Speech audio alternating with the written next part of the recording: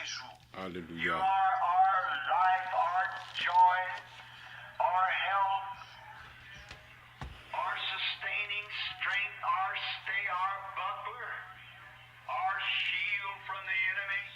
Tu es notre vie, notre joie, notre santé. Amen. Amen. Amen. Amen. Amen. Amen.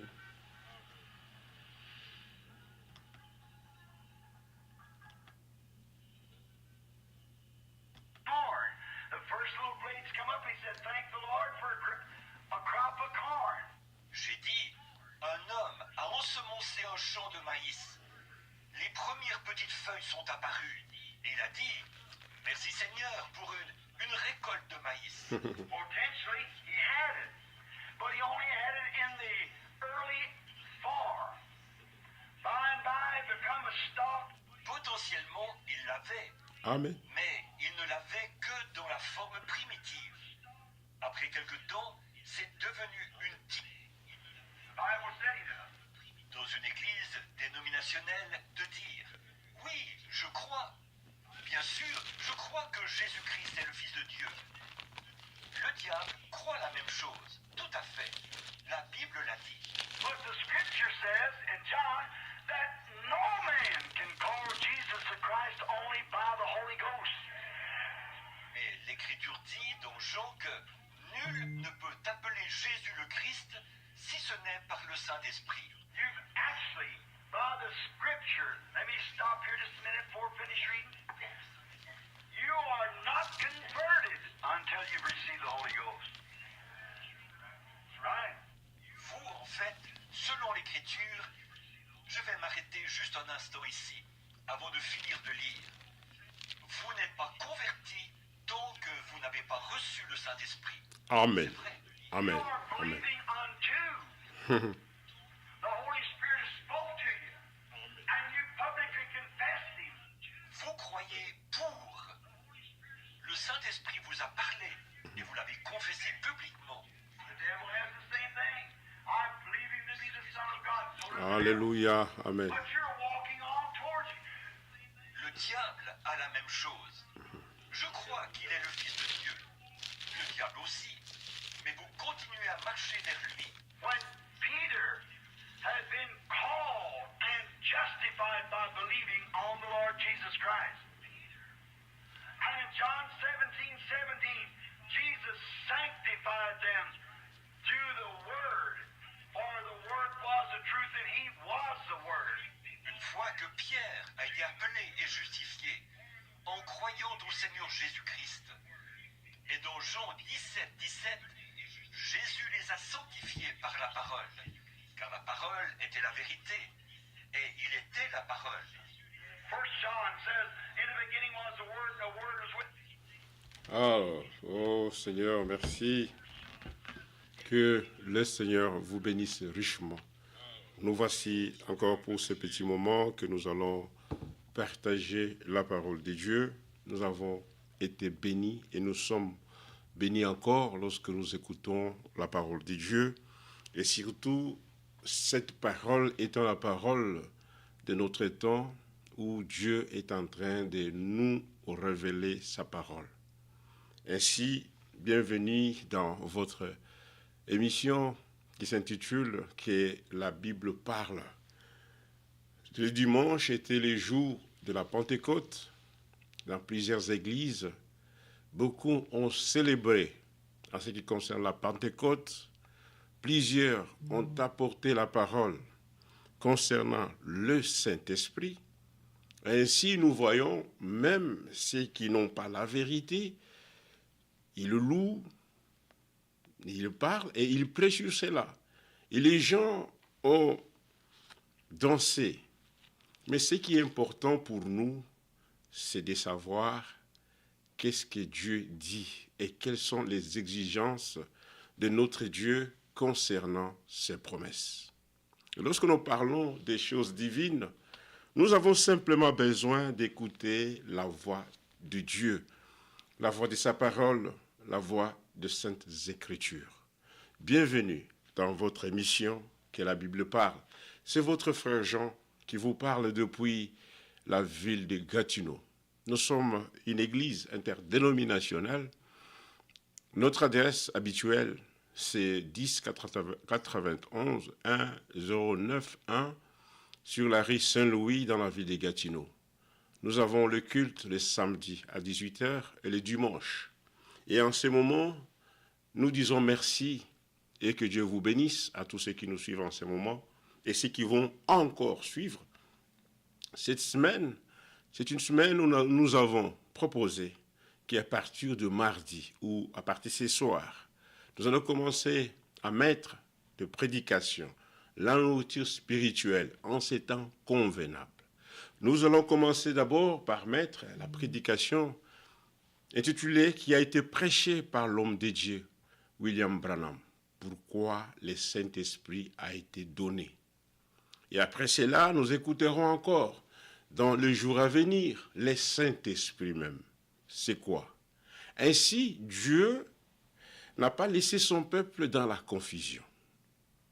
Le peuple qui lui appartient marche dans la lumière. Ainsi, la révélation de Dieu, comme cela nous est dit dans Psaume 119, nous prenons Psaume 119, verset 30. Pourquoi nous devons mettre cela? Nous voulons appuyer toute pensée par les Écritures. Psaume 119. Regardez verset 9. Nous voulons que lorsque nous donnons le message biblique où Dieu nous a révélé sa pensée exacte, afin que ceux qui sont de Dieu puissent s'éloigner de mensonges. Lorsque les gens restent toujours liés au mensonge, ils croient et ils arrivent même à avoir la certitude que le mensonge devient vérité. Un mensonge, même si cela dure 1 an, 2 ans, 3 ans, 40 ans ou un siècle, comme ce n'est pas Dieu qui a dit cela, ça reste toujours un mensonge. Et jamais le mensonge va retourner ou sera une vérité.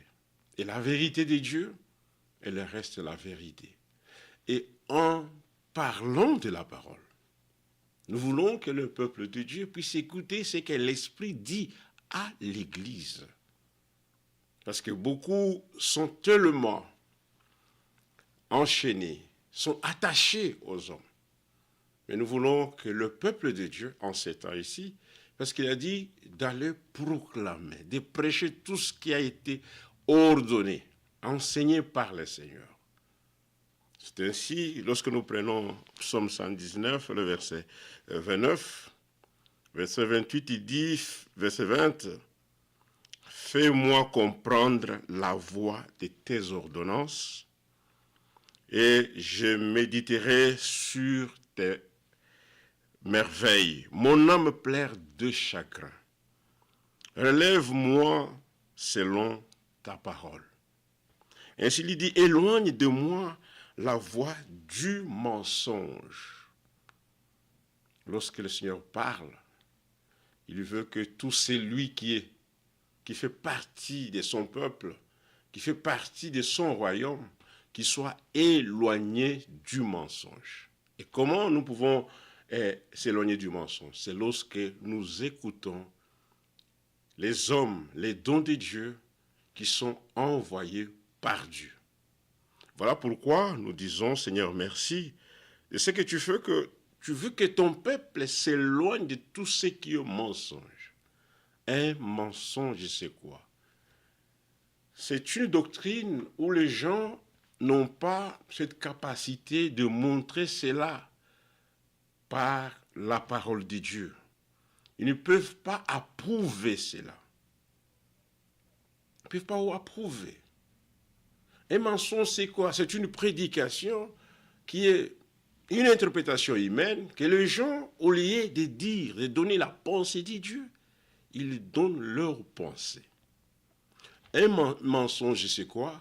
C'est une partie des Écritures qui est lue Et dans les explications, les gens donnent leur conception, ils donnent leurs idées. Et les gens, au lieu d'examiner toutes choses, ils vont garder le mensonge, ils vont garder les traditions. Dieu est seul Dieu véritable, et tout homme soit reconnu comme mensonge, comme menteur, tout homme. Et les paroles de tout homme soient reconnues comme de paroles de mensonge. Et si c'est la vérité, et la vérité est consignée, la vérité est dans cette Bible, dans ce livre que nous appelons la Sainte Bible. C'est dans cette Bible où nous trouvons les Écritures. Ces Écritures sont la pensée de Dieu, mais qui a été recommandée. Dieu a parlé aux prophètes et il les a recommandés de mettre cela par écrit, afin que lorsque nous lisons cela, que nous ayons la consolation. Seigneur, fais-nous grâce de nous éloigner du mensonge et accorde-moi la grâce de suivre ta loi. Notre souci, c'est que le Seigneur, en ce qui concerne tout le point biblique, sur chaque point, dans chaque domaine, qu'il puisse nous donner la grâce que nous puissions suivre ce qui est écrit. Ainsi, nous continuons, j'ai choisi la voie de la vérité. Nous choisissons la voie de la vérité pour connaître la volonté de Dieu. Ainsi, je place tes lois sous mes yeux. Et je m'attache à tes préceptes. Nous ne suivons pas, nous n'écoutons pas simplement, mais nous voulons suivre et être attachés à la parole de Dieu. Que le Seigneur nous accorde cette grâce, parce que nous sommes dans un temps où les faux prophètes, les faux enseignements, les faux enseignants, ils sont partout, ils se sont levés. Ils ont même la parole de Dieu. Le diable aujourd'hui, il est religieux. Voilà pourquoi, lorsque nous arrivons au verset 33, il dit « Enseigne-moi, Éternel, la voie de tes statuts. » La Bible dit « Personne n'enseignera l'autre, mais tous seront enseignés de Dieu. » Ainsi, lorsque tous sont enseignés de Dieu, c'est là où nous arrivons à connaître la vérité. Voilà pourquoi, à son psaume 130, il dit, 103, « Que tes paroles sont douces à mon palais, plus que le miel à ma bouche. Par tes ordonnances, je deviens intelligent. Aussi, je hais toute voie de mensonge. » Hélas, nous ne pouvons pas nous mettre dans une réunion où ce qui est apporté ne s'accorde pas avec la parole de Dieu. Lorsque nous disons que nous sommes un peuple de Dieu, nous sommes fils et filles de Dieu, Dieu a aussi sa parole. Et le véritable enfant de Dieu, lorsque nous regardons la Bible, de Genèse jusqu'à l'Apocalypse, Dieu accomplit simplement là où il a fait ses promesses. La parole de Dieu s'accomplit lorsque une promesse a été donnée. Et dans cette promesse, il y a la volonté parfaite de Dieu. Voilà pourquoi Habakkuk nous parle et dit, c'est une prophétie dont le temps est déjà fixé. Si la prophétie tarde, il nous est demandé, il dit, attends-la. Beaucoup ne veulent pas attendre, mais même pour attendre, il faut avoir la patience. Voilà pourquoi le Saint-Esprit dans notre vie est très important. Lorsque nous avons écouté, lorsque nous allons écouter encore l'homme de Dieu, il dit, vous devez connaître, ces bandes seront envoyées dans beaucoup de pays. Ça va, cette voix, vous l'écouterez. Pour que le peuple de Dieu, les élus de Dieu, comprennent l'importance d'avoir le Saint-Esprit, l'importance d'être conduit par l'Esprit de Dieu.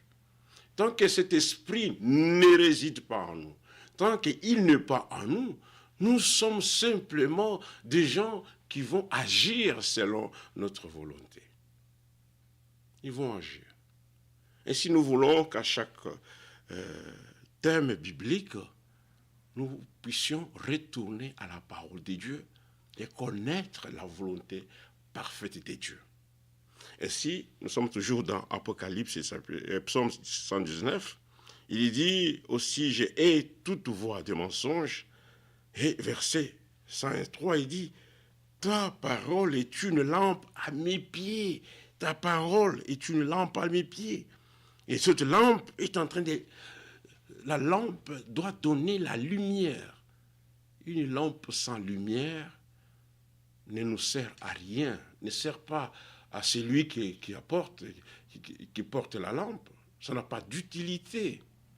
Nous avons la parole prophétique, qui est une lampe pour nous, et cette lampe doit donner la lumière. C'est pourquoi il est dit, maintenant, et une lumière sur mon sentier. Voilà pourquoi, si nous prenons 2 Pierre chapitre 1, en parlant de la parole prophétique, regardez 2 Pierre chapitre 1.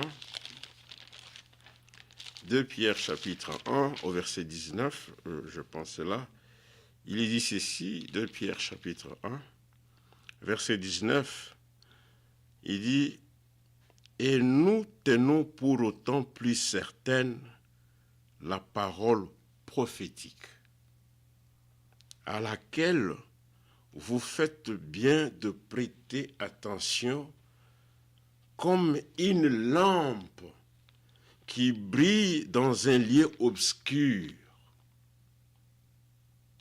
La lampe doit briller. Lorsqu'il y a une présence, lorsque l'on parle, la présence d'une lampe, c'est qu'il y a de ténèbres. La lumière nous sort que lorsqu'il fait nuit, que nous soyons éclairés.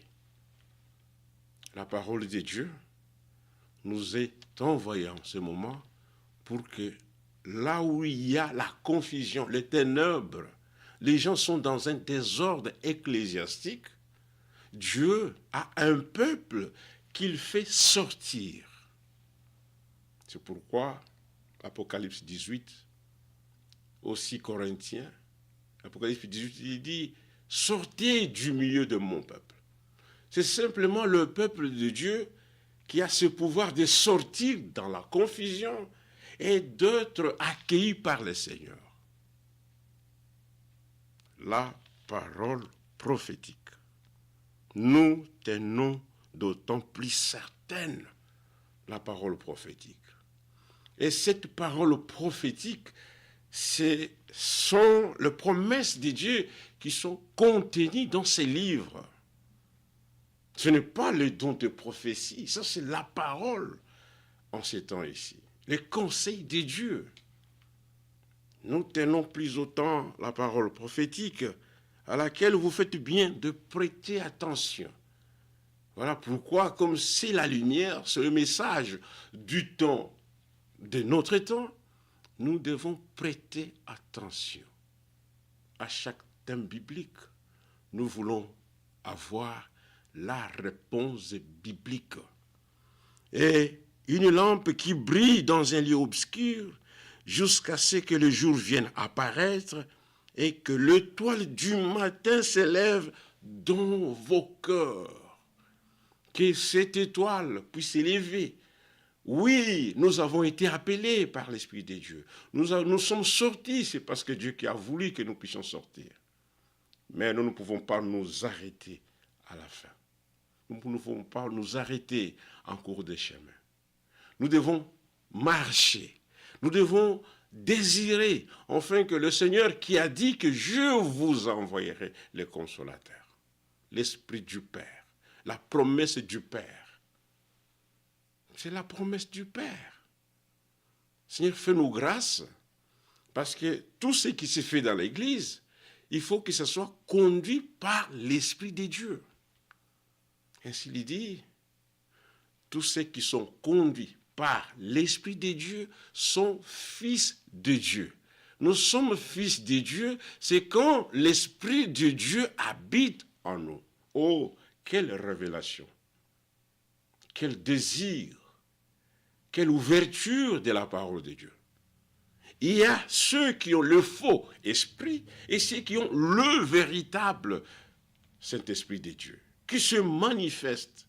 Parce que, comme nous l'avons dit hier, il y a des gens qui ont prêché le Saint-Esprit, ils l'ont fait comme une chose la plus difficile dans la vie des croyants.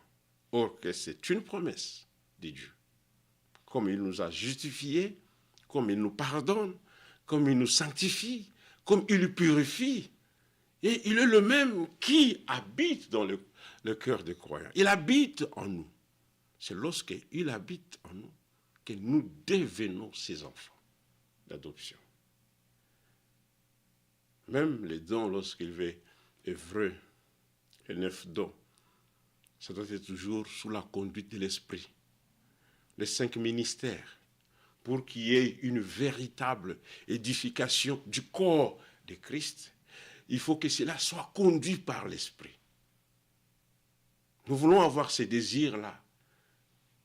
Comme le Seigneur l'a dit, nous voulons avoir ces désirs. Jusqu'à ce que l'étoile du matin s'élève dans vos cœurs. Maintenant, regardez ce qu'il dit. Sachez tout d'abord vous-même qu'aucune écriture, qu'aucune prophétie de l'écriture ne peut être un objet d'interprétation particulière. Ça, c'est une mise en garde que l'Esprit de Dieu est en train de parler au cœur des élus de Dieu.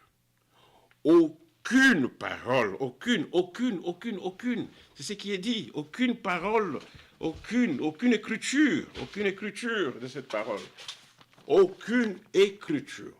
Cette parole, c'est Dieu sous forme des Écritures, cette Bible. Il dit aucune, c'est-à-dire en commençant par Genèse jusqu'à l'Apocalypse, on dit aucune écriture ne peut être l'objet d'une interprétation particulière.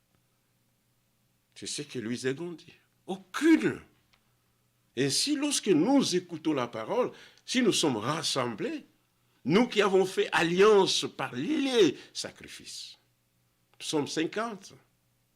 Voilà pourquoi le rassemblement que nous avons, c'est simplement pour que nous puissions écouter Dieu nous parler. Et lorsque Dieu parle, il console, il unit et il donne son esprit. Il habite. Là où Dieu parle, c'est l'harmonie, c'est l'amour. Mais là où les hommes parlent, ils veulent tirer les hommes vers eux. Ils veulent se faire qu'ils sont plus importants dans le royaume des dieux. Frères bien-aimés dans le Seigneur, nous devons toujours le comprendre et le savoir que nous sommes dans un royaume de Dieu. Et dans le royaume des dieux, il y a les principes qu'il faut accepter et suivre. Il y a des lois qui sont érigées afin que nous ne puissions pas nous comporter comme nous voulons. La liberté qui nous est donnée, nous sommes affranchis par la vérité de ne pas être toujours attachés aux idées des hommes, à leur manière d'apporter la parole de Dieu. Aucune écriture ne peut être l'objet d'une interprétation particulière. Même en ce qui concerne le baptême du Saint-Esprit, nous n'accepterons jamais et jamais, lorsqu'il est parlé du baptême du Saint-Esprit, lorsqu'il est parlé du mariage et du divorce, lorsqu'il est parlé du choix de l'épouse, nous ne sommes pas laissés comme cela. Dieu a révélé cela.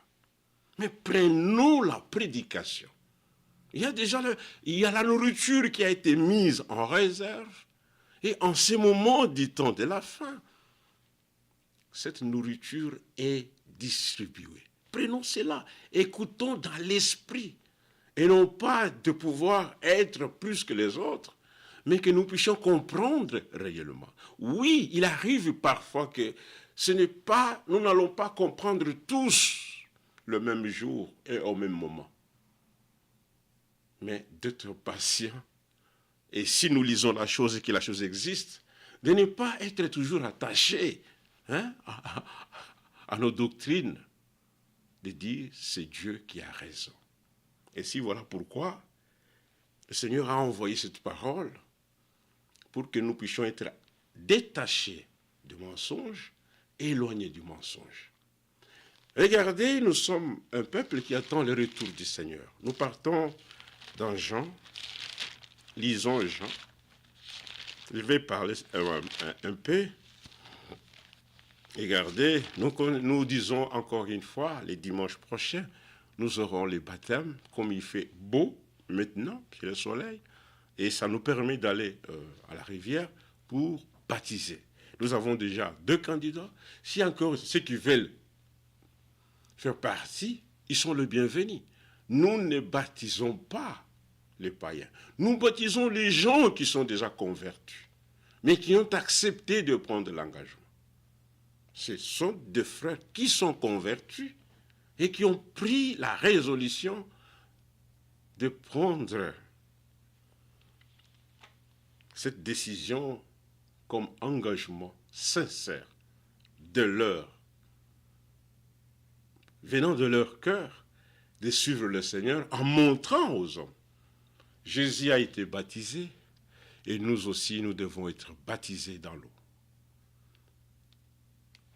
Jean chapitre 14. Regardez Jean, nous prenons l'écriture dans Jean. Jean chapitre 14. C'est le Seigneur qui est en train de réconforter son peuple lorsqu'il leur dit et lorsqu'il a donné cette promesse du retour du Seigneur. Un événement important qui va s'accomplir à ce temps de la fin, où le Seigneur veut s'asseoir. Il y aura les noces de l'agneau, comme il est écrit dans Apocalypse chapitre 19, verset 7. Jean dit, soyez dans l'allégresse, car les noces de l'agneau sont arrivées. Et c'est là on dit, son épouse s'est préparée.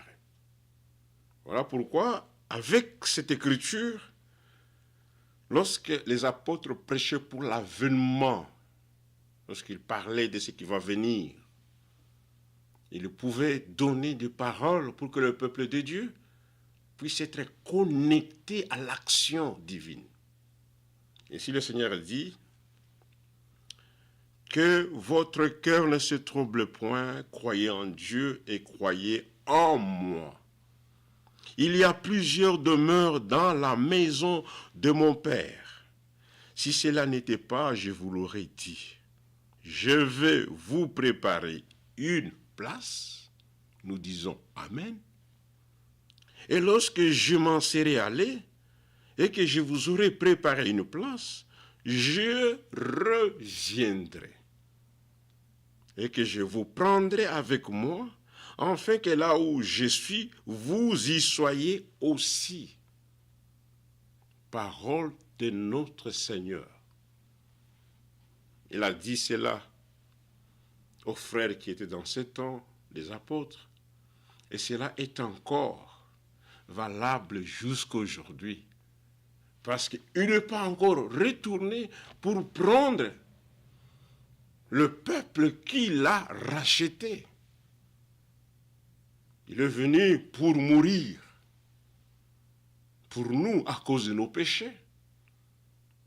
Nous avons reçu le salut gratuitement. Il a payé le prix. Le salut que nous avons, il y a un prix qui a été payé. Mais pour nous, nous l'avons reçu par grâce. Mais cette grâce a coûté la vie du Fils de Dieu. C'est pourquoi nous ne pouvons pas prendre la grâce de Dieu en vain. Ça a coûté le prix. Et lorsqu'on vous donne un don par quelqu'un, cet homme a dépensé pour toi, c'est un don, mais c'est lui qui te le donne. Il a déboursé quelques montants d'argent. Et si en ce qui concerne notre rédemption, cela a coûté un grand prix. Nous avons été rachetés à grand prix.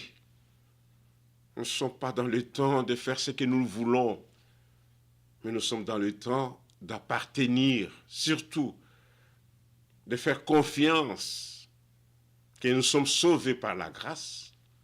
Et la grâce de Dieu est un enseignant pour nous. Elle nous enseigne à renoncer, comme tu te l'as dit, à la convoitise. Quelle est cette personne qu'on peut acheter une voiture Bentley, on te donne comme cadeau, et tu commences à rouler comme tu le veux. On comprendra que cette personne ne prend pas en considération les dons qui lui ont été donnés.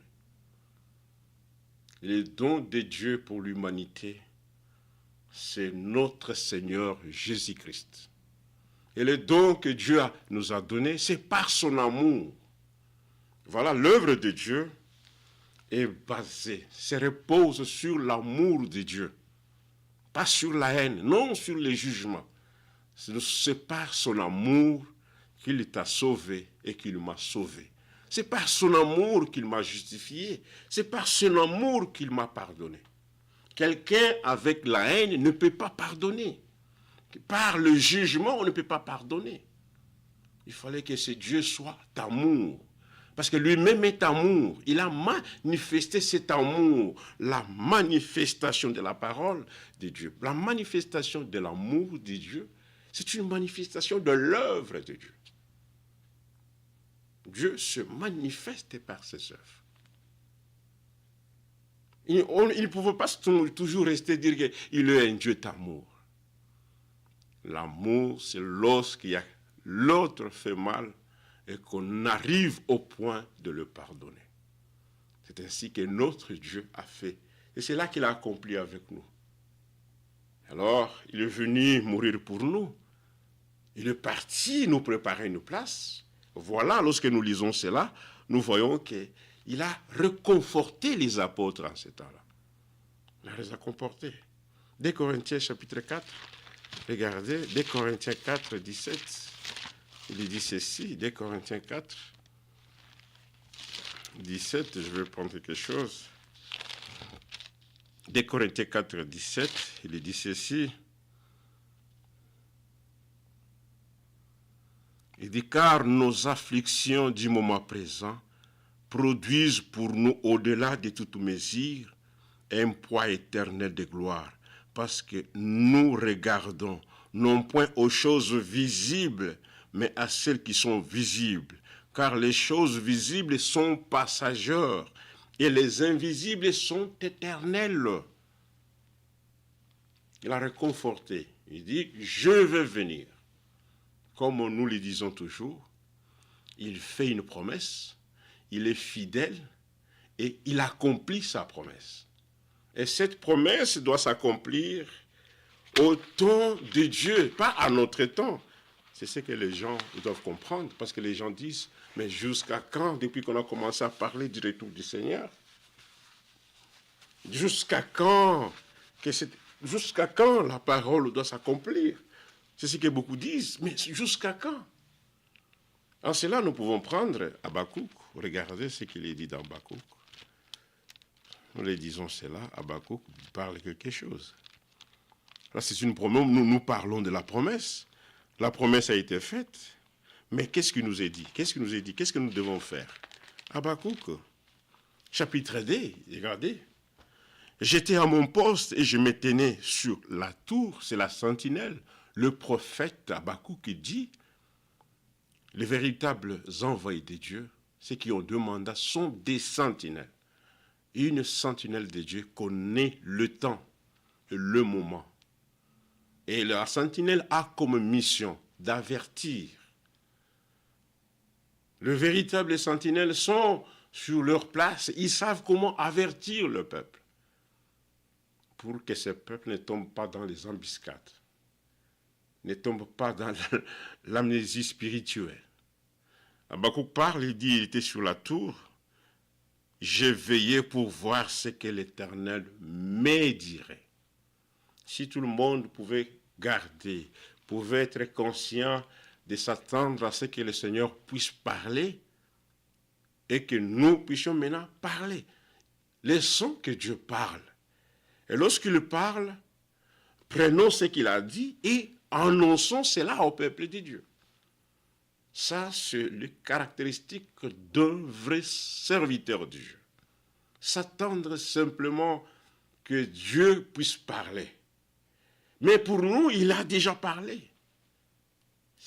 Nous trouvons, c'est dans la parole, c'est dans la Bible. Il parle encore aujourd'hui. C'est lui qui marchait au milieu de cette chandelier d'or.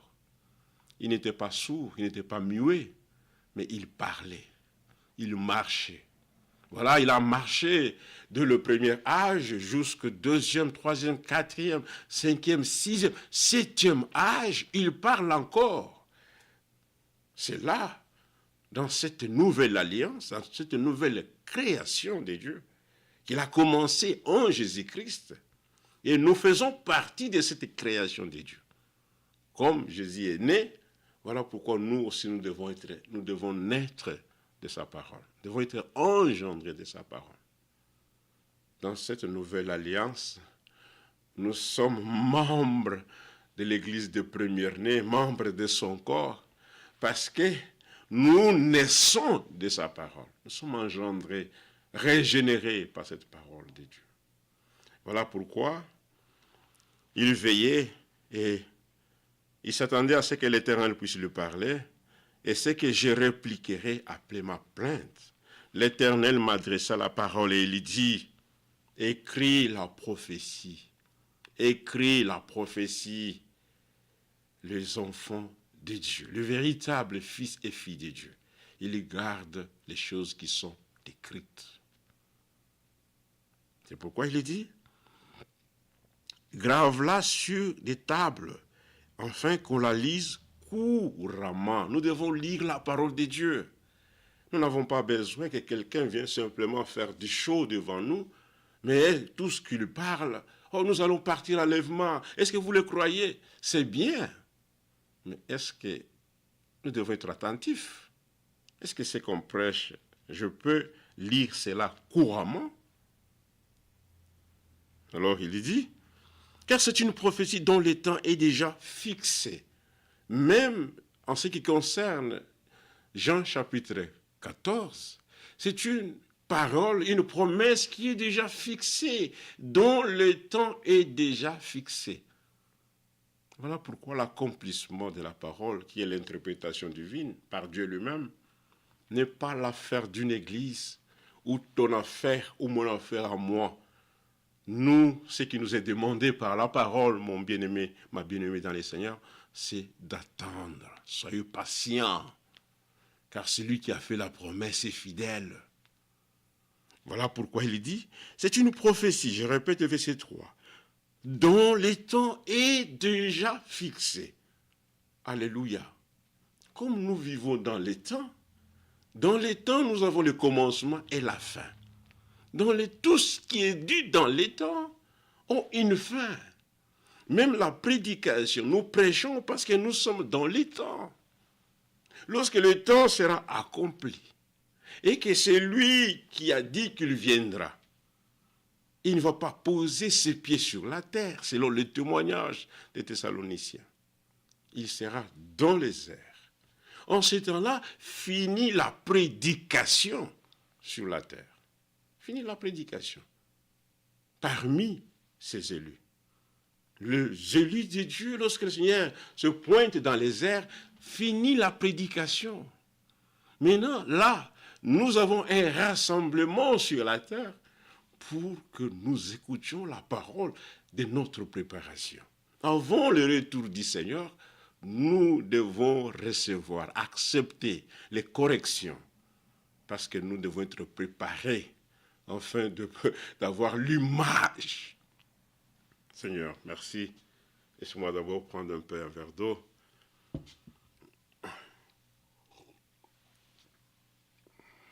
C'est pourquoi c'est une prophétie dont le temps est déjà fixé. Il y a un temps déjà fixé. Et ce temps qui est fixé, ça ne dépend pas d'un pasteur ou d'un groupe ou de gens. Non, non, non, non. C'est le Seigneur qui connaît le temps, le moment et l'heure. Si on connaissait le temps, chacun devait faire ce qu'il veut. Et dès qu'il voit que le temps va maintenant s'accomplir, tout le monde rentre maintenant. Ainsi, le Seigneur a dit, personne ne connaît l'heure ou le jour, ou le temps. Même le Fils ne connaît pas, seul le Père. Pourquoi? Pour que nous écoutions plus la parole de Dieu, que nous soyons attachés à sa parole. Elle marche vers son terme. Il y a un terme qui est déjà donné. Et elle ne peut pas mentir. Parce que ce qui sort de sa bouche, c'est simplement la vérité. Parce que lui est la vérité. Il est la vie. Il est le chemin.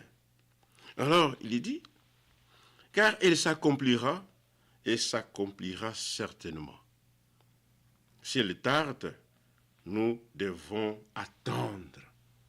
Nous devons attendre. Voilà pourquoi nous disons que cette promesse de Jean 14, comme cela est sorti de la bouche du Seigneur, nous sommes dans l'obligation de l'attendre. Même si nous mourons. Il y a des gens qui vont mourir et qui vont ressusciter à la première résurrection. Mais il faut que ces gens-là, qu'ils aient le Saint-Esprit en eux. Ah, Seigneur, fais-nous grâce. Maintenant, regardez. Les apôtres ont commencé à poser des questions. Thomas a posé des questions. Philippe a posé des questions. Montre-nous le Père. Et vous savez la réponse. Celui qui m'a vu a vu le Père. Mais ce qui est important, regardez, dans cette promesse de Jean 14, lorsque nous arrivons au verset 15, maintenant, il leur donne maintenant encore une promesse du Saint-Esprit. Pas simplement qu'il va retourner, mais il donne encore la promesse du Saint-Esprit. Et cela nous fait comprendre que pour faire partie de ceux qui vont être enlevés, il faut que la promesse du Père fasse demeure en chacun de nous. C'est une promesse. Et ainsi, au verset 15, il dit, si vous m'aimez, maintenant, à ces gens, après avoir qu'il ait parlé de son retour, qu'il part préparer une place, maintenant il dit, si vous m'aimez, comme vous restez, gardez mes commandements. Gardez ma parole.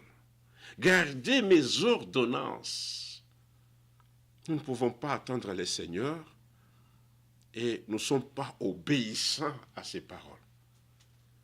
Si on aime le Seigneur, si vous m'aimez, gardez mes paroles.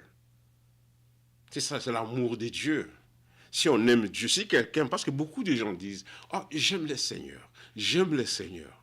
C'est lui qui aime Dieu, garde sa parole. C'est lui qui aime Jésus-Christ, garde ses commandements. Alors il dit, et moi je prierai le Père, il vous donnera un autre consolateur. Comme lui, le consolateur physique était là, il dit, oui, il y aura une absence de ma personne. Mon Jésus-Christ. Il était celui qui consolait son peuple. Lorsqu'il y avait les gens, Lazare est mort, il est allé consoler la famille de Lazare. Lorsqu'il y avait cette fille d'un soldat qui était mort, il est allé consoler encore. Il a manifesté sa parole en tant que Dieu fait chair. Il était la consolation. La consolation du peuple d'Israël. Il est aussi notre consolation. Maintenant, il dit, lorsque je vais m'en aller, comme il sera absent, c'est qu'il ne reste pas, il ne laisse pas un vide au milieu de son peuple. Le Saint-Esprit est la continuité de l'œuvre de Dieu. C'est pourquoi il dit, il vous donnera un autre consolateur, afin qu'il demeure éternellement avec vous. L'esprit de vérité que le monde ne peut recevoir parce qu'il ne le voit point et ne le connaît point. Mais vous, vous les connaissez. Comme nous connaissons le Saint-Esprit, ayons ce désir qu'il puisse demeurer en nous. Que chaque jour, nous puissions dire, Seigneur, ne laisse pas que tu passes à côté de moi. Parce que sans ce Saint-Esprit, oh Seigneur, c'est cela qui fait que nous soyons les enfants de la promesse. L'esprit de vérité que le monde ne peut pas recevoir parce qu'il ne le voit pas et ne le connaît point. Mais vous, vous le connaissez, car il demeure avec vous et il sera en vous. Pas simplement il va demeurer comme le voisin, mais il ne sera pas simplement autour de nous. Il ne va pas simplement nous conduire, mais il sera en nous. Ça, c'est le témoignage des Saintes Écritures. Lorsqu'il est en nous, fini la haine les uns envers les autres. Lorsque je connais que cet homme, cette fille, cette femme a été pardonnée comme moi, il entend le retour du Seigneur. Il croit à la parole de la vérité. Mais lorsque le Seigneur veut rassembler son peuple dans cette nouvelle alliance, nous parlons toujours d'Ézéchiel 36, il lave ce peuple. Il donne un cœur nouveau, il donne un esprit nouveau, pour que lorsque le Saint-Esprit vienne habiter, qu'il ne trouve pas encore le vieil homme en train de faire son travail. On ne peut pas donner à quelqu'un l'Esprit de Dieu. Dieu ne peut pas habiter chez quelqu'un lorsqu'il a encore le vieil homme en lui. La haine, les œuvres de la chair. Il sera en nous. Il faut qu'il demeure en nous. C'est pourquoi nous disons c'est l'esprit de la vérité. La question est celle-ci. Il y a beaucoup qui ont parlé de la Pentecôte. Est-ce que la parole qu'ils sont en train d'apporter est-elle une parole de vérité? Pourquoi est-ce que ces gens refusent? Pourquoi ils refusent les promesses de Dieu? Pourquoi ils refusent de croire à la promesse? Le Saint-Esprit de Dieu, c'est une promesse. C'est la promesse de Dieu. Et pour recevoir cela, il faut croire à la parole de la promesse. Ces trois choses marchent ensemble. La parole de la promesse engendre le peuple promis, engendre les enfants de la promesse. Et Dieu, par son Esprit Saint, il vient habiter. Le Saint-Esprit étant l'Esprit de la promesse, vient maintenant faire demeure dans ceux qui croient la promesse de Dieu, pour qu'il y ait l'accomplissement de la parole. Enfant de la promesse, esprit de promesse, parole de la promesse. Ces choses marchent ensemble. Même si quelqu'un peut prêcher la Pentecôte, comme les gens l'ont prêché, ils ont montré. La Pentecôte est une expérience. L'amour est une expérience. Voilà pourquoi il dit, je ne vous laisserai pas orphelins. Je viendrai en vous encore un peu de temps. Et le monde ne me verra plus, mais vous, vous me verrez. Car je vis et vous vivrez aussi. Le corps du Seigneur n'est pas un corps qui est mort, c'est un corps vivant. Un corps vivant. Comme lui vit, et ses enfants vivent aussi. Nous avons la nouvelle vie. Ce n'est pas la vie ancienne, parce que dans cette ancienne alliance, cette naissance que nous avons été engendrés selon l'amour de nos pères, cette naissance fait que nous puissions haïr les autres. Nous voulons être au-dessus des autres. Si nous avons de l'amour, c'est de l'amour par intérêt. Mais dans la nouvelle alliance, les choses changent. Lui qui a dit que je vais faire toutes choses nouvelles. Comme lui vit, nous aussi nous vivons. Lorsque nous parlons comme lui aime. Lorsque nous discutons avec les Écritures, nous parlons avec la parole de Dieu. C'est ainsi, lorsque nous avons écouté la parole de Dieu hier, le Saint-Esprit, la Pentecôte, ne doit pas être un temps où les sceaux de Dieu en nous ne peut pas permettre que nous soyons dans des discussions. Des discussions. Non, non, non. Nous devons mettre terme à ce genre de choses, de discussions. Laissez que ceux qui veulent discuter. Laissons ceux qui veulent être dans des groupes. Nous voulons être dans l'église de première-née. L'église de première-née. Voilà pourquoi nous faisons attention. Nous regardons à la parole prophétique.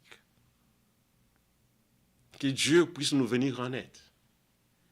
Il y a parfois les gens peuvent parler du message, mais qui ne sont pas fils de Dieu. Parler c'est bien, mais lorsque nous avons lui qui demeure en nous, nous devons vivre sa vie. Nous ne voulons pas fabriquer, nous ne voulons pas parler en langue, vous voyez, parce que les gens ont compris mal la Pentecôte dans les églises libres. Les gens font de parler en langue qu'eux-mêmes ne connaissent pas ce qu'ils disent. Quand Dieu parle, c'est pour qu'il envoie un message. Lorsque de parler en langue ou de prophétie qui ne vient pas de Dieu, ça élève toujours des hommes. Que Dieu nous fasse grâce. Voilà pourquoi il a dit, vers le soir, la lumière apparaîtra. La parole de Dieu va illuminer dans le cœur de chacun. Et lorsque la parole est apportée, ceux qui sont dans le ténèbre, ils voient que non, ça ce n'est pas la vérité. Et comme ce n'est pas la vérité, nous abandonnons ce qui n'est pas la vérité. Nous nous éloignons du mensonge. Il y a beaucoup de mensonges sur la terre. Oh, l'Esprit de Dieu, nous voulons cela. Cet esprit est toujours accordé aux enfants de la promesse. Regardez, ça c'est l'esprit de la promesse, même avec les 5 ministères, les 9 dons. C'est toujours avec l'esprit de Dieu. Même les dons quand ils œuvrent. Si c'est le don qui est conduit par l'esprit, il doit amener l'unité de l'esprit. L'unité de l'esprit. Nous ne voulons pas l'unité de tribus, l'unité de pays, l'unité de la peau. Non. L'unité de connaissance, c'est l'unité de l'esprit, comme nous l'avons écouté. Avant de regarder, lisons d'abord, je vais prendre Galates. Je vais prendre Galates pour que je ne puisse pas oublier. Regardez Galates. Galates chapitre 4. Parce que dans 2 Corinthiens chapitre 1, verset 20, il est dit que toutes les promesses sont oui et amen. Et cette promesse du Saint-Esprit qui a été donnée par le Seigneur doit s'accomplir. Et s'accomplit aussi dans notre temps. C'est amen. Cela ne dépend pas de nous, ça dépend de Dieu lui-même qui le fait. Et ça dépend de la manière dont est-ce que vous faites partie de ceux qui sont appelés par la promesse de Dieu, ceux qui croient à sa promesse, ou vous êtes simplement dans la religion. Il y a des gens qui sont religieux, qui ne connaissent pas les choses de Dieu. Il faut que l'Esprit de Dieu nous révèle. Parfois, certaines révélations, les gens n'ont pas la révélation de Dieu s'ils n'acceptent pas l'Esprit de Dieu. Il y a une connaissance intellectuelle. La connaissance intellectuelle pousse le croyant à la religion, aux discussions. Mais lorsque la connaissance, la sagesse de Dieu nous pousse toujours à dire amen à la parole. Ainsi, regardez comment Paul parle aux Galates. Galates chapitre 4, il parle des héritiers. Il dit, verset 1, « Or, aussi longtemps que l'héritier est enfant, j'ai dit qu'il ne diffère en rien d'un esclave, quoique soit le maître de tout. Mais il est sous des tuteurs et des administrateurs jusqu'au temps marqué par le Père. Nous aussi, de la même manière, lorsque nous étions enfants, nous étions sous l'esclavage de principes élémentaires du monde. » Quand quelqu'un, il croit la parole, il est toujours dans les œuvres de la chair, on comprend qu'il est encore un enfant. Mais Dieu veut que nous puissions arriver à atteindre la stature de l'homme parfait. Nous devons croître, grandir dans la foi. Parce que nous faisons partie de l'épouse de Jésus-Christ. Comme l'époux est parole. L'époux a reçu le Saint-Esprit. L'épouse aussi, le Saint-Esprit doit aussi habiter dans son corps. Nous sommes abrégés par l'Esprit, c'est ce qui est dit dans 1 Corinthiens chapitre 12. Le corps de Christ est abrégé par l'Esprit de Dieu. Voilà pourquoi il est dit, nous étions sous l'esclavage des principes élémentaires, mais lorsque le temps ont été accomplis, c'est toujours le temps qui est accompli, Dieu a envoyé son Fils, né d'une femme, sous la loi, afin qu'il rachète ceux qui étaient sous la loi, afin que nous recevions l'adoption, et parce que vous êtes fils, parce que nous sommes des fils. Qu'est-ce que Paul dit? Dieu a envoyé dans nos cœurs l'esprit de son Fils, pas l'esprit de l'Église, pas l'esprit d'appartenance. Dieu a, comme nous sommes fils, Dieu a envoyé l'esprit de son Fils, lequel crie Abba Père. Ainsi, tu n'es plus esclave, mais fils. Tu n'es plus esclave, mais fils. Et si tu es fils, tu es aussi héritier par la grâce de Dieu. C'est que, comme nous sommes fils, nous sommes responsables de l'héritage. Nous devons faire attention. Nous sommes des héritiers. Un héritier ne se comporte pas comme un esclave. Nous voyons l'exemple par ceux qui sont dans des royaumes. Regardez les héritiers. Quand ils naissent, il y a toujours, on les garde. C'est parce que à l'avant, on est en train de le préparer. Parce qu'un jour, il va assumer de responsabilités. Nous sommes héritiers. Chaque mot biblique a une importance dans notre vie. Il dit, autrefois, ne connaissant pas Dieu, vous servez des dieux qui ne le sont pas de leur nature, mais à présent que vous avez connu Dieu, ou plutôt que vous avez été connus de Dieu pour avoir l'esprit d'adoption. C'est important que nous soyons connus par Dieu, être connus de Dieu. Comment nous devons retourner d'abord à des fables et pauvres principes élémentaires auxquels vous voulez vous asservir encore. Il parle. Maintenant, verset 28, c'est là où je voulais. Il dit ceci, verset 28, « Pour vous, frères, comme Isaac, vous êtes enfants de la promesse. » Et de même qu'alors celui qui était né selon la chair. Parce qu'il y a des gens qui disent qu'ils sont dans le royaume, mais ils sont nés encore, ils sont nés, mais selon la chair. Non selon. Ils ne sont pas nés selon la promesse, selon la volonté de Dieu. Comme celui qui est né selon la chair peut se quitter celui qui est né selon l'esprit. Ce n'est pas parce que vous avez l'esprit de Dieu qu'on va vous laisser tranquille. Lorsqu'un message est donné, cela a toujours produit des jumeaux. Ils sont côte à côte. Nous devons le comprendre cela.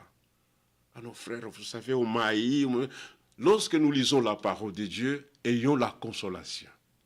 si vous êtes haï et que vous avez la vérité, comprends simplement que ceux qui sont nés de l'Esprit de Dieu, du Saint-Esprit de Dieu, c'est le Saint-Esprit qui fait tout le travail.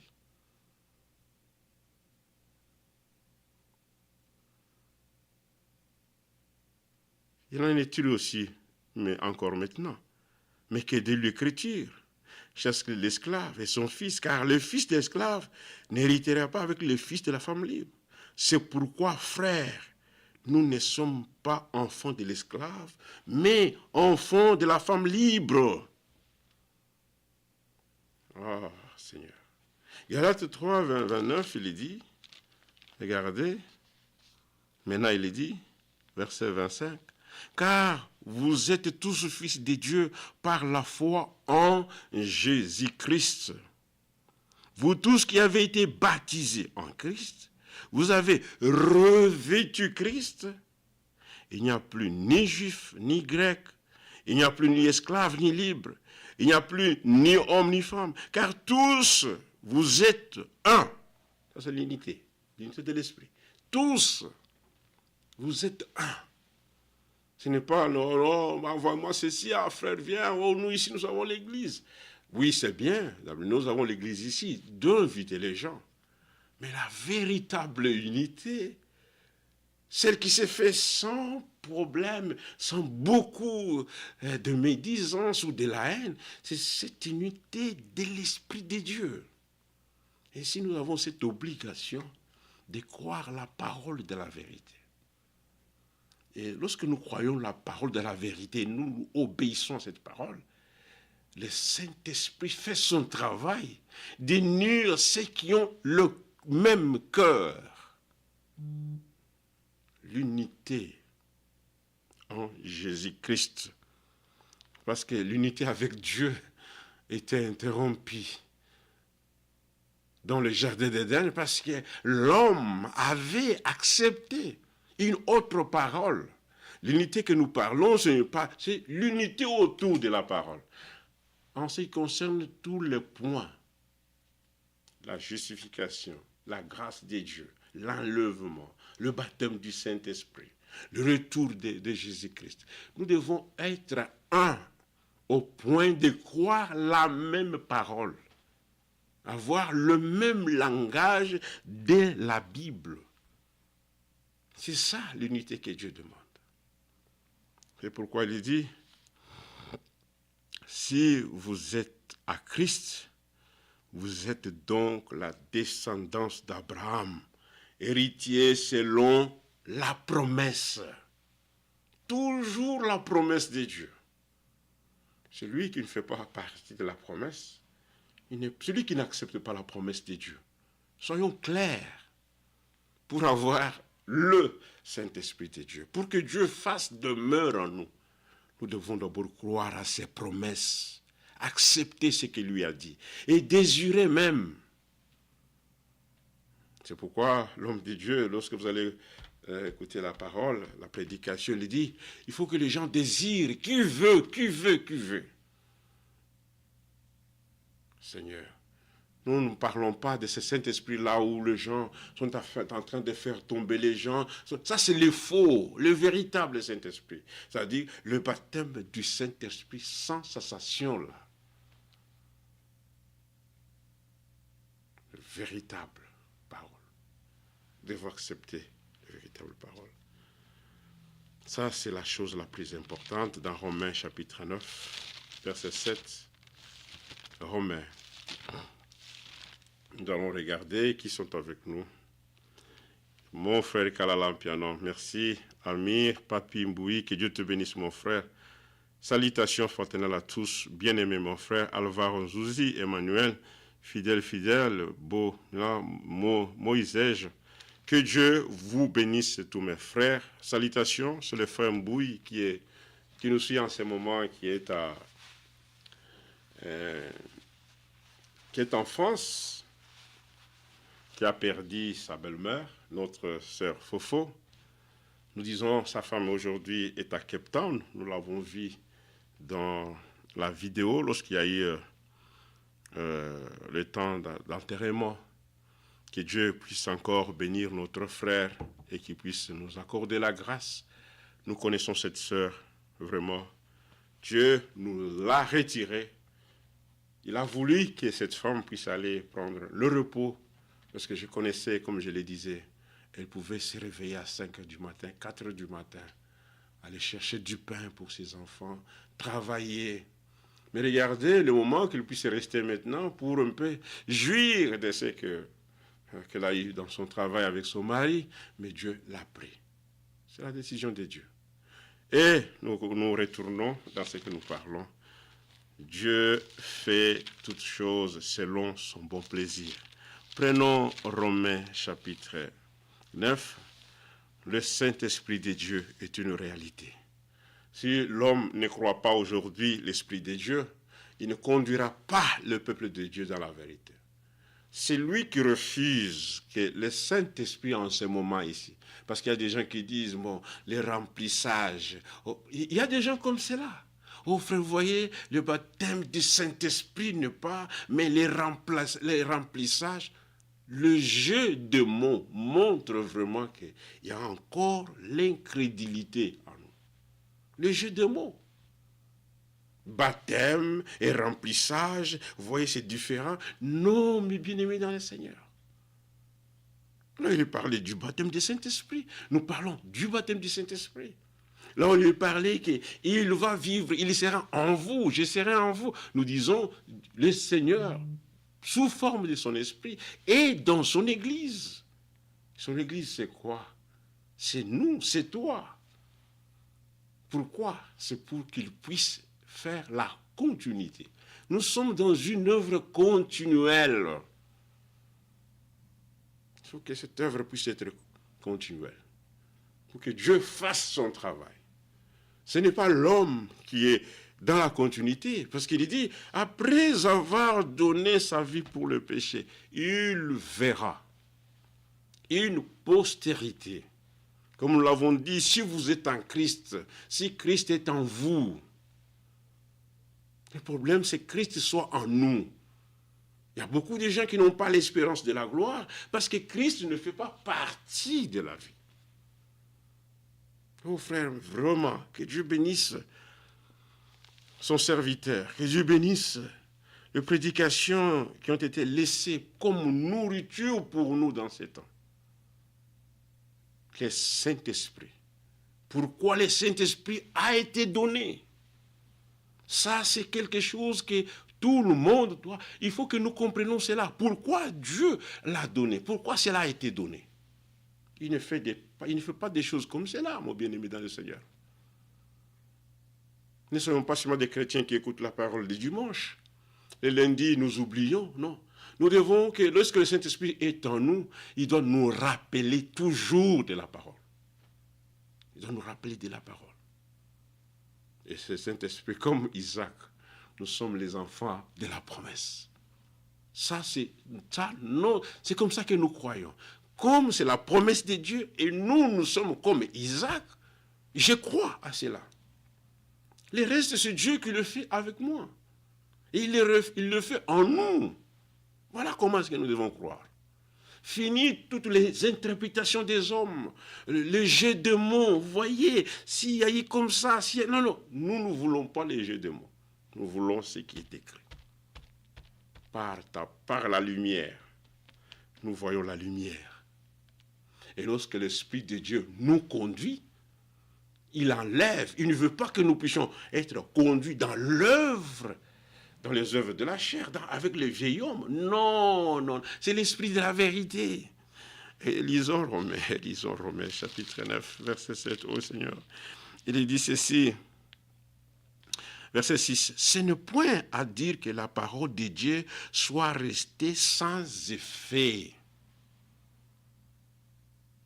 Ce n'est pas à dire que la parole de Dieu soit restée sans effet, car tous ceux qui descendent d'Israël ne sont pas Israël. Bien qu'ils soient la postérité d'Abraham, ils ne sont pas tous ses enfants.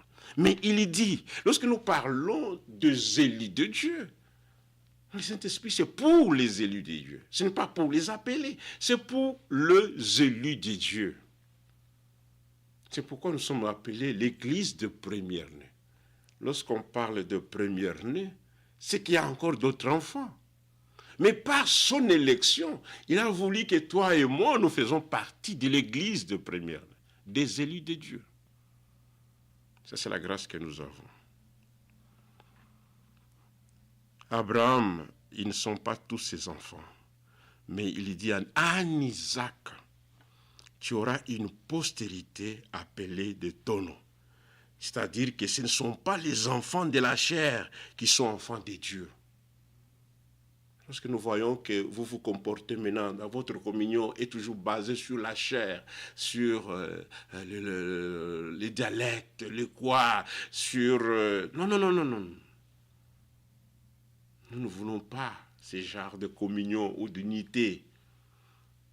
Nous voulons que Dieu lui-même fasse son travail en chacun d'eux.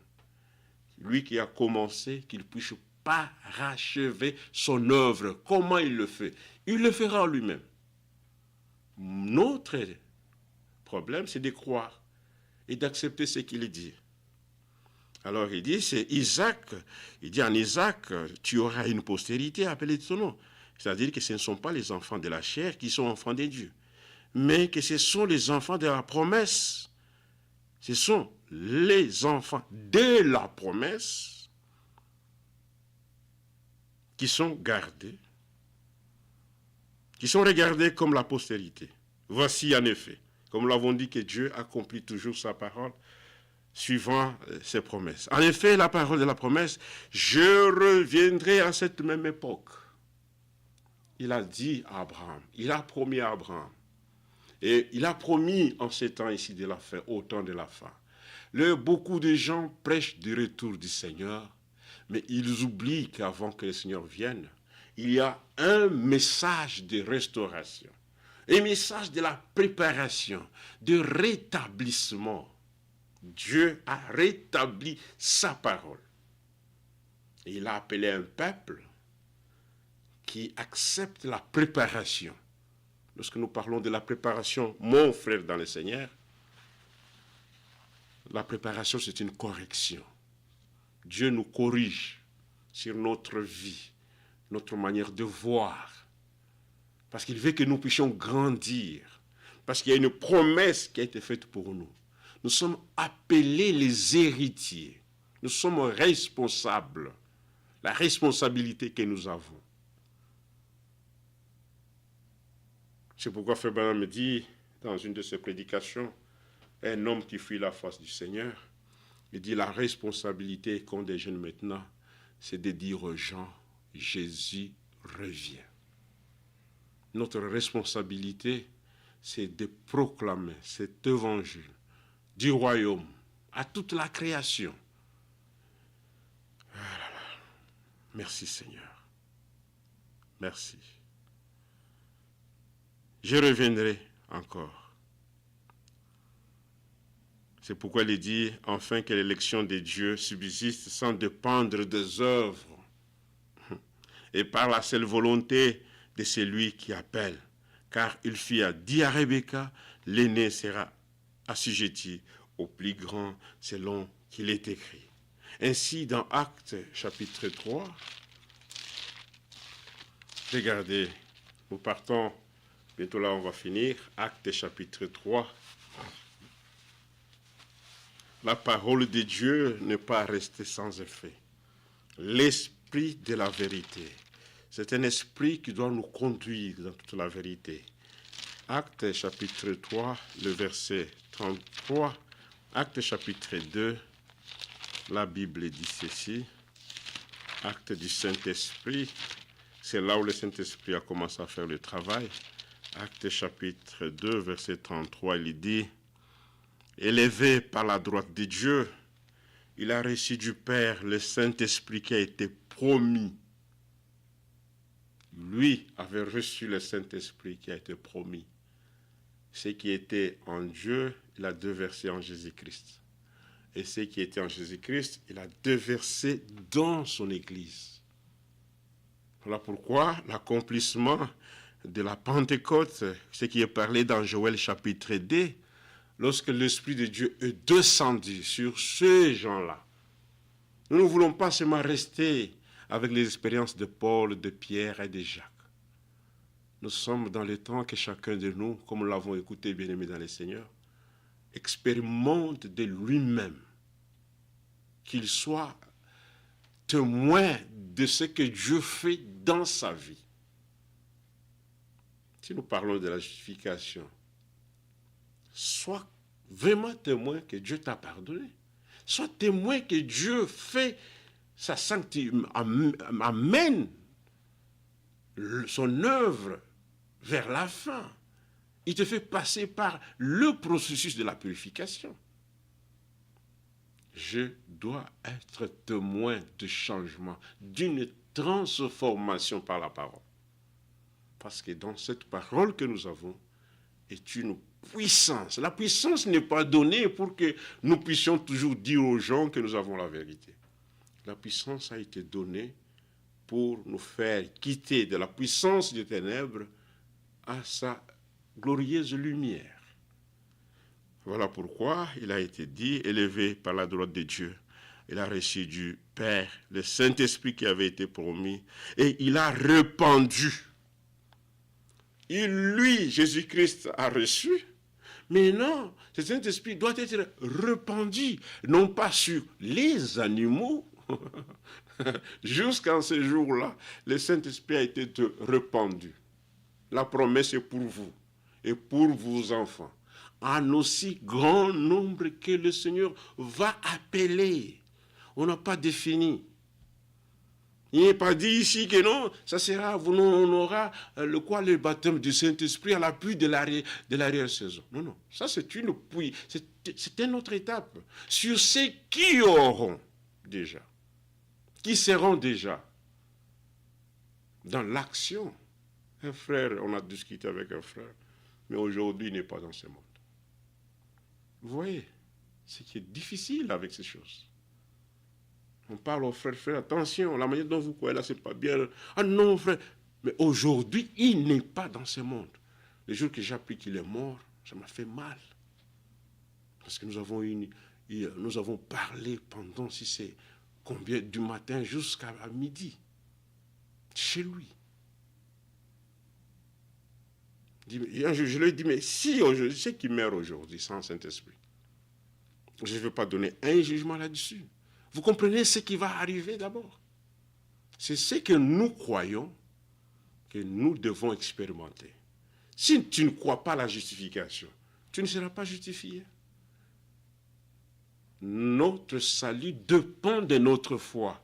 Et la véritable foi vient de ce qu'on entend. Si tu ne crois pas à l'enlèvement, tu ne seras pas enlevé. Il faut d'abord croire.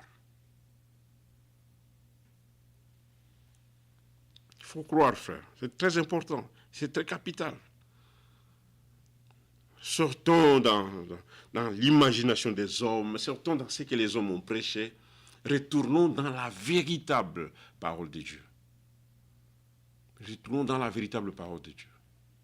Derrière chaque fausse doctrine, derrière chaque interprétation des hommes, il y a un mauvais esprit.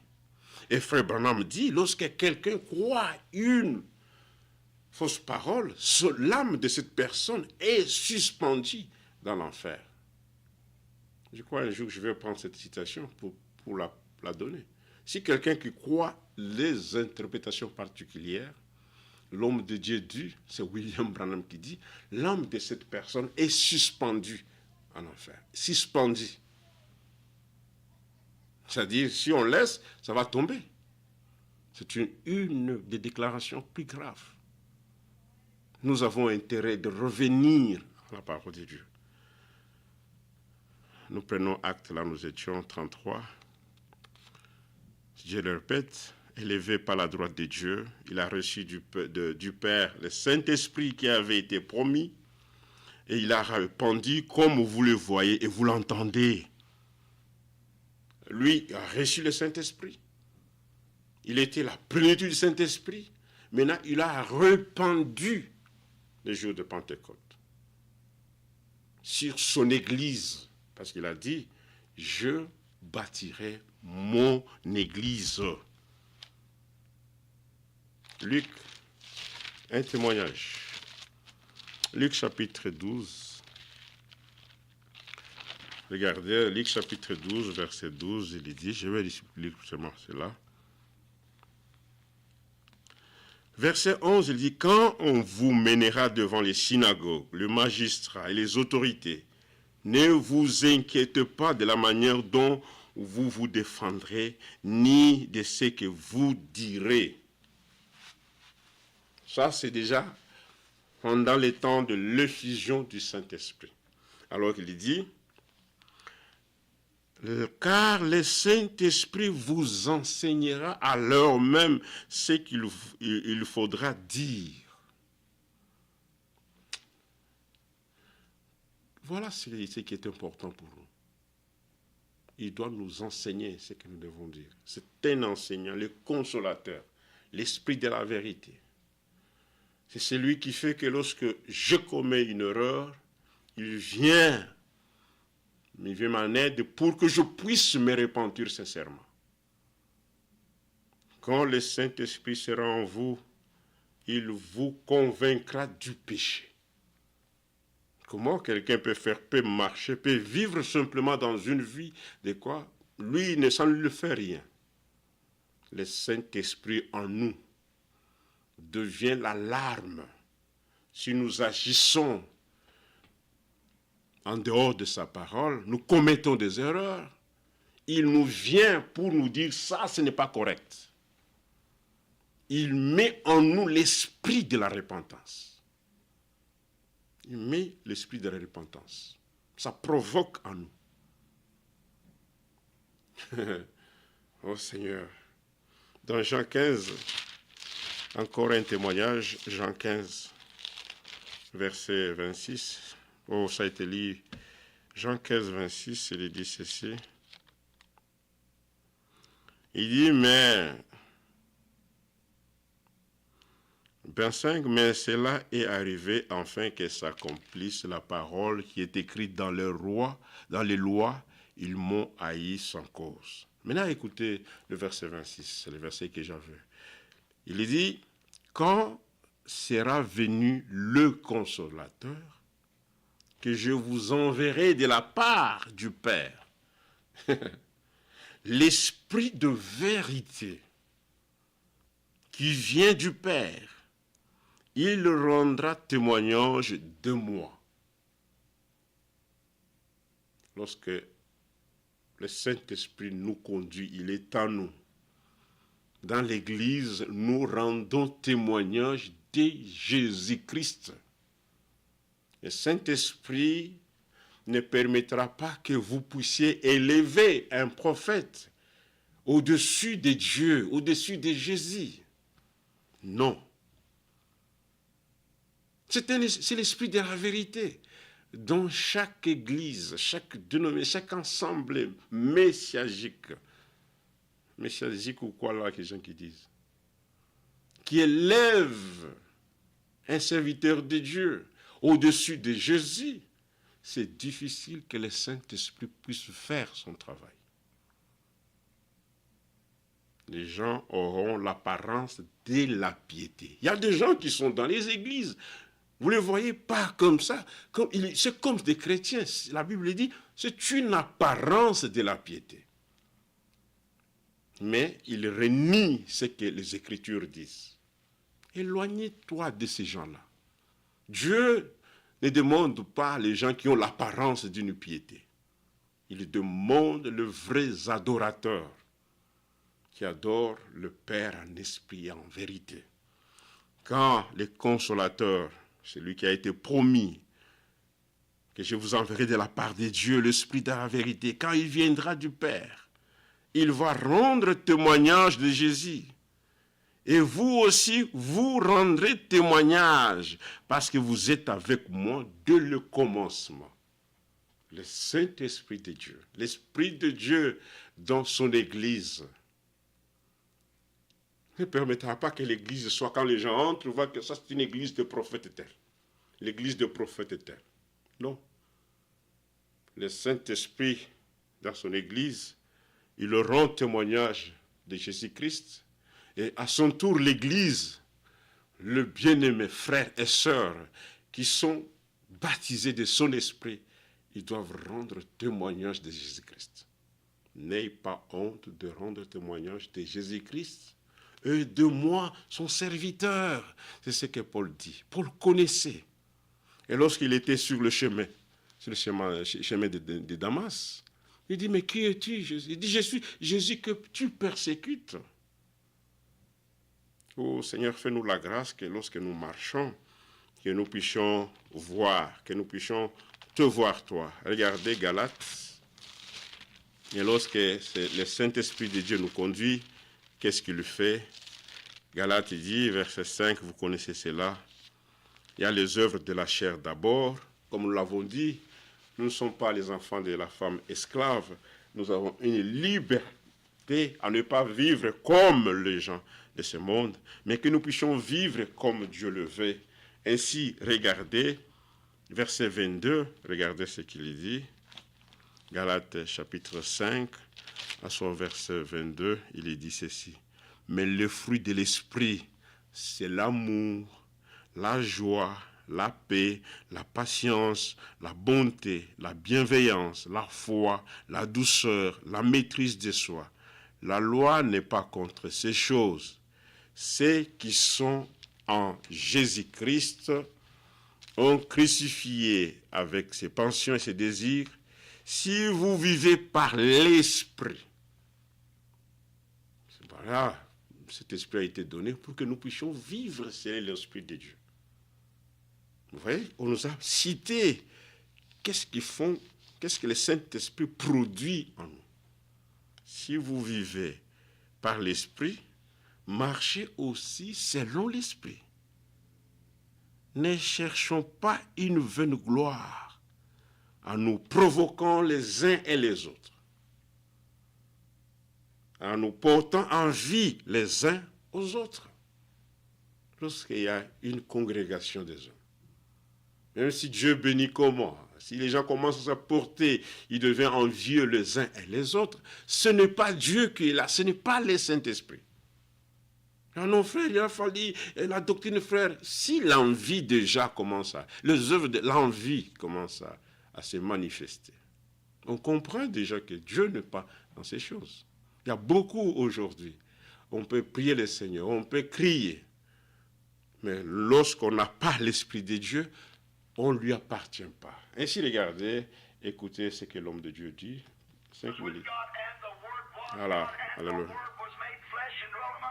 Jean 1 dit, au commencement était la parole. Voilà, Thomas, c'est ça, que Dieu te bénisse, mon frère Thomas, et qu'il bénisse aussi ta famille.